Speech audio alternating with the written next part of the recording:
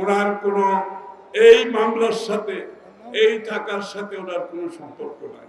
ওনার অজান্তে এই কাজটি হয়েছে এবং তাকে শুধুমাত্র ভিতরে রাখার উদ্দেশ্য হচ্ছে যে আজকে জোর করে তাদেরকে ক্ষমতায় থাকতে হবে।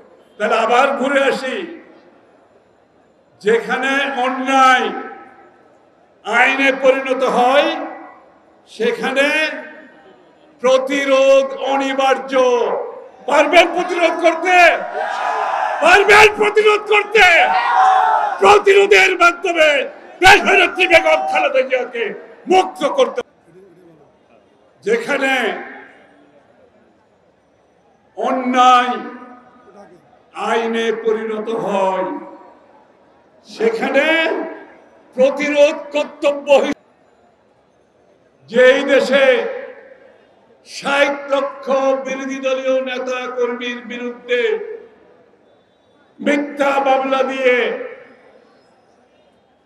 ভিন্ন মত ভিন্ন পক্ষকে বন্ধ করে দিতে চায়,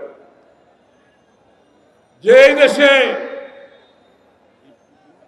এই রেজিমের বিরুদ্ধে কথা বললে গুম হয়ে যায়, খুন হয়ে যায়, মানুষের জীবনের নিরাপত্তা নাই, যেখানে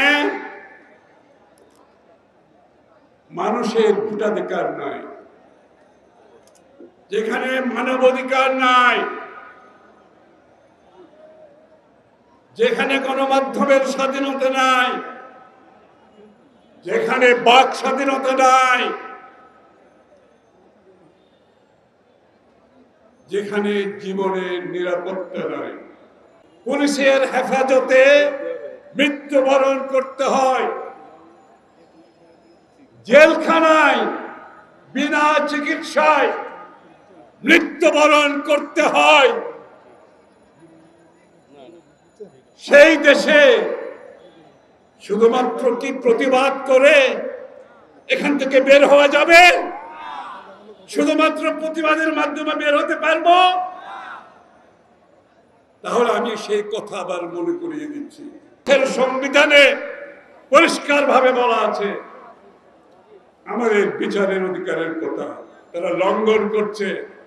বাংলাদেশের আইনে আছে বিচারের কথা,